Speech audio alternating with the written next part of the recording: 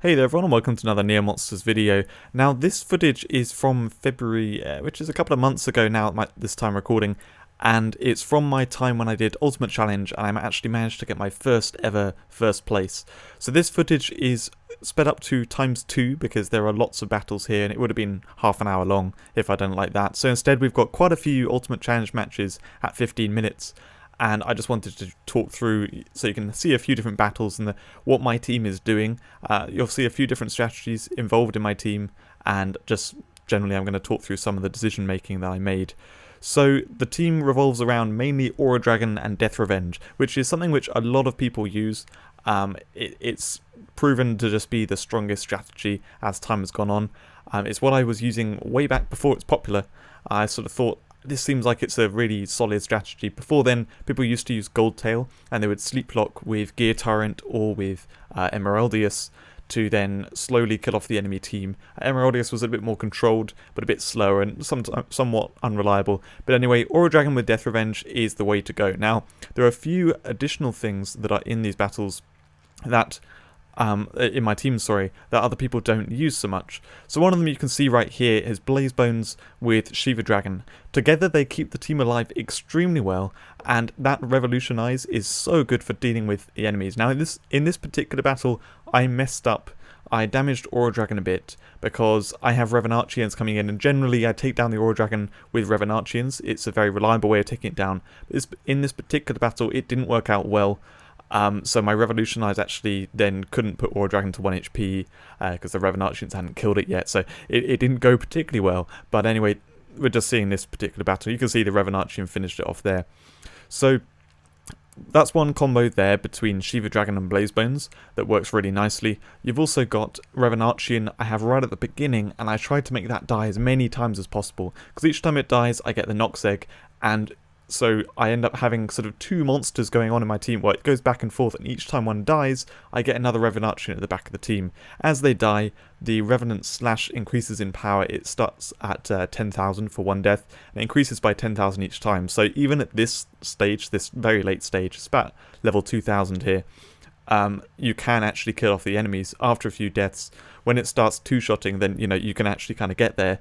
And after then, it's just really, really good. And if you can get lots of Revenarchians, they create an army which just helps win the game. What I was doing at this stage in the battle is actually just slowing things down. Aura Dragon normally isn't alive at this point, but it is right now. So I'm just trying to get Revenarchians to die. I did a bit of that earlier on. Before now, okay, Aura Dragon's dead, so let's start really trying to get through the enemy team. Put on a bit of a sleep lock with the Gear Tyrant. I do have sleep lock with Gear Tyrant, but I don't actually have Gold Tail, so I use Wraith Captain for this, and Wraith Captain is excellent for it. So really, unfortunately, the Blood Fury didn't quite kill the Wraith Captain in the enemy team, but I took it out with a little crescendo strike there. So at this point, just trying to do a bit of sleep lock and kill off the enemy team with the Death Sentence. Only guys, it's a huge pain to deal with, but we'll get there in the end. I managed to put the Neboronics to sleep, so as long as the Emojinator's asleep, then we're sorted. And luckily enough, well, actually no, the Emojinator didn't go to sleep, but now it is, so we're now safe. You can see I took down that what's it called, Onigeist with a Revenarchian there. Revenarchian's got to the point in the battle where it starts doing really good damage, and I don't mind killing a Tortogeist with Revenarchian, giving them a Revenarchian, because I tend to have a few Revenarchians that I can spare, one or two. And giving an enemy team Revenarchian is not so bad because it's quite easy to deal with. It's got very low defense, very low health, and it just, you can handle it a lot better than the AI does. So these battles that we're looking at here, they're the couple of battles before I got to the final Gatekeeper. I just wanted to record something before this point, and I was quite happy that I was in first place and stuff, so I recorded a few in a row. So this one is very typical that you come up against someone with Aura Dragon Atrahasis, and I'm not quite killing the Armor Vault here until this point, because Bavolcus was going to do Deathmatch mode, and it's going to let me kill the Aura Dragon before all that kind of craziness goes on. Now they're able to revive their Aura Dragon, but it doesn't matter so much because I can now just kill it as it comes in. It's got 1 HP. Now at this point it's really annoying because, and I hope they fix this, Togul doesn't actually kill the protectors. So Neboronics here, if I do Guardian Execute, it doesn't actually die. So instead I just use Bloodshed to pass time. It did the cloning, and then I was able to use the Guardian Execute. Now I need to get rid of those shields. I also want to get rid of that Cosmo Dragon, and I just do the Guard and Execute. You can see that it doesn't kill it, but I was hoping to give turn to Twiggle and do it again. Unfortunately, it didn't quite work, but I was able to kill it off with the Crimson Drake.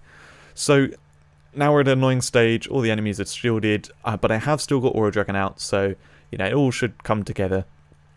This strategy that I use in Ultimate Challenge is craziness, and it's just kind of trying to control the craziness at all times. I'm trying to get rid of any camouflage as well, because I've got the Blaze Bones coming in. The Blaze Bones actually just died, annoying my Soul Stealer too, so that's a couple of my monsters that can deal with a few at a time. But anyway, I went for that, and then I just went into a sleep block here. So I had a bit of breathing room, which was very nice to start up the sleep block. And you can see I'm slowly bringing down the health of Venus with my Shiva Dragon.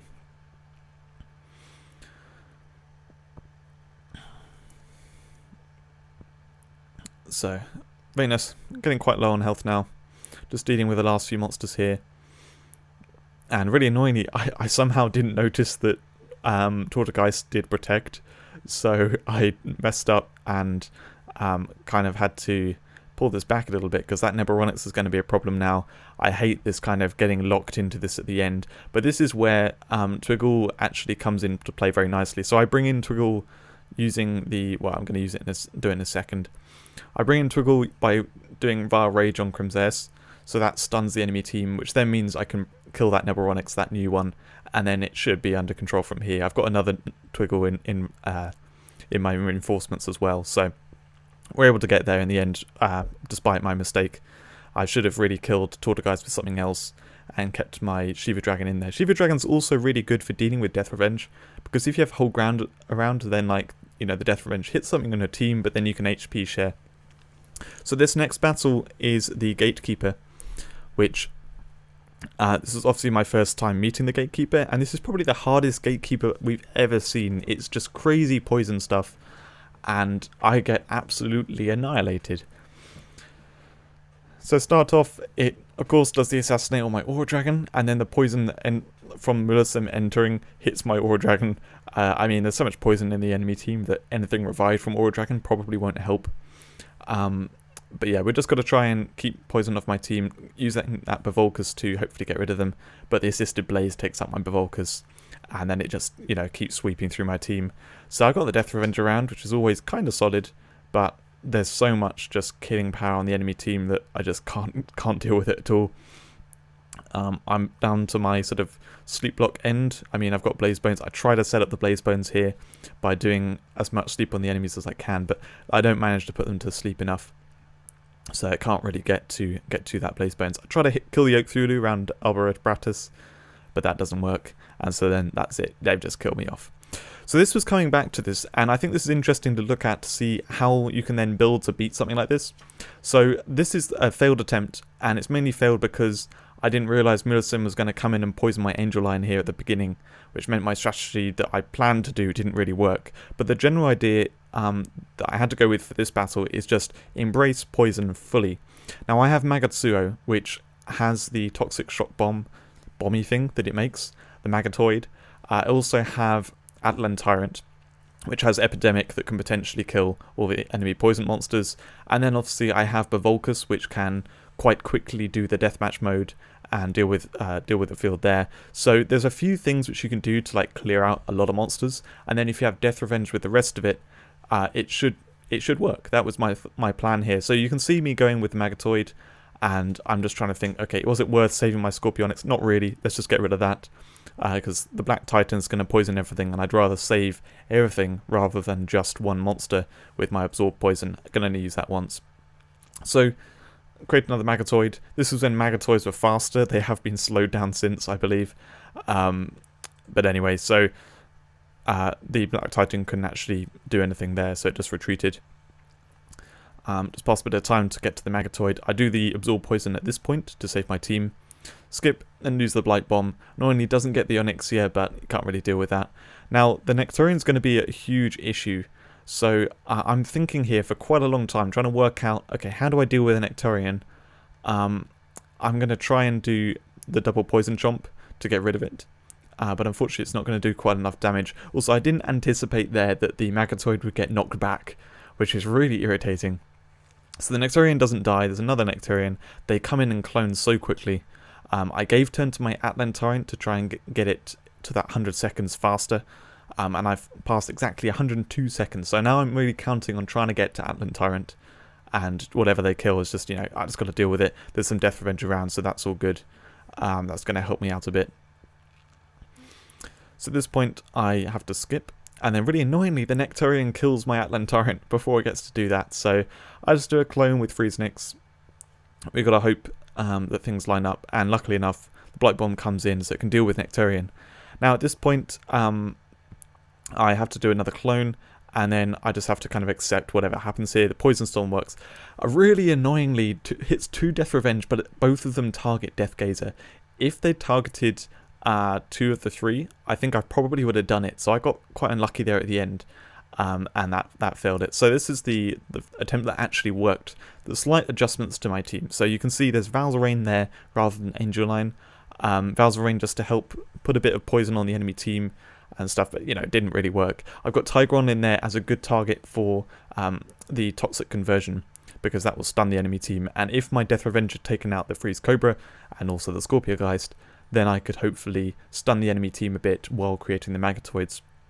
So I do that now, take Freeze Cobra out of the play, and now I've just got to, do what I did last time, except better. So I absorb poison, do the Blight Bomb. Now the Black Titan comes in, and I'm trying to look at what's the best target. Well, Black Titan was my other target. I can remove poison from my team with Volcus here, which works out very nicely. And similar kind of situation to what we had last time at this point. Just skipping, doing the Blight Bomb. Got the Nectarian to worry about. Now we've got the third Toxic Conversion. I'm wondering for quite a long time here, should I do it on myself, on the Magatsuo? And ultimately, what I decide to do is just skip. I'm also worried about Onyxia doing the instant knockback random, and I don't particularly want to try and invest in anything. I don't want to give up either of my Death Revenge monsters here or Bavolcus. So I just skip, and sure enough, he does the knockback random on Magatsuo. So Death Revenge goes off, another Death Revenge, and it hits the Nectarian, which is excellent, so that's out of play. Now I do the deathmatch mode, kill off all the enemies. Really annoyingly, Black Titan kills my monsters because they're all being put to 1 HP. I did not really expect that, but it's fine here at the end because I can just clear them out with the final thing there. So that was that really, really tough Gatekeeper done, and it's very different kind of team to what I normally have, but thought it'd be, hopefully you found that good fun. Anyway, this is the final battle I did of the entire event, and I just thought I'd record this final battle to see how it goes. As you can see, typical kind of team. We've got Aura Dragon plus Death Revenge, and there are a couple more things I wanted to say about my team in terms of strategy. Didn't get to see it here, but I've got Bavolcus with Atrahasis. Now they are an excellent combo, because Bavolcus can shield itself past time. It can very easily get to that deathmatch mode, and then if you can line it up, you can do the deathmatch mode followed by Atrahasis doing Swift Cannibalize on Bavolcus, which fully heals your team again, so they didn't get affected by the deathmatch mode at all. And the Poison Revenge will then kill off all the enemies without triggering their revenge. Now, because a lot of people are using Death Revenge, it's brilliant if you can kill off the enemies with that Poison Revenge and, avoid all the Death Revenge. So I think that pretty much covers the various combos in my team. I've got a few of them put together. My team's actually changed very slightly since then, so if I make another Ultimate Challenge video, we'll have a look at what I've changed in it now. So anyway, looking at this battle here, we've got about a minute left of it, and you can see the general stuff coming together. I've got a couple of Revenarchians. I've got Shiva Dragon with the Soul Stealer, which is great for surviving. Having both Soul Stealer and Blazebones at the same point, they contradict each other very slightly, but not too much, that I can usually work out which is the better one to go for in the battle. Now at this point, I debate for a little while. Do I want to do the double repulse and follow up with a stun flash? And I decided in the end I will, to try and give me a bit of breathing room to get Sleep Block going. Wraith Captain is exceptional for putting up a Sleep Block, and it doesn't disappoint here with that, both the Sleep Double hitting both targets. So I slept all the enemy team. It's all pretty smooth from here. We've just got to keep my team alive with the HP sharing. and wait for Death Revenge to work. Not only the Demon's Glare takes out my my Gear Tyrant. Yeah, the other thing I will say is my Twiggle. I love Twiggle for this because the enemy team, you can often make the enemy team get it as well, and just having loads of Twiggles around the place, they like to use Demon's Glare, which is a 50-50 chance that it kills one of yours or theirs. Seems chaotic, except when I have Aura Dragon, it doesn't matter if one of mine dies. So embracing the chaos, it really works well overall. Anyway, that's it for Ultimate Challenge. I hope you found this video interesting. After this, I've got a lot of PvP content coming up, so that's what will be up on the channel next.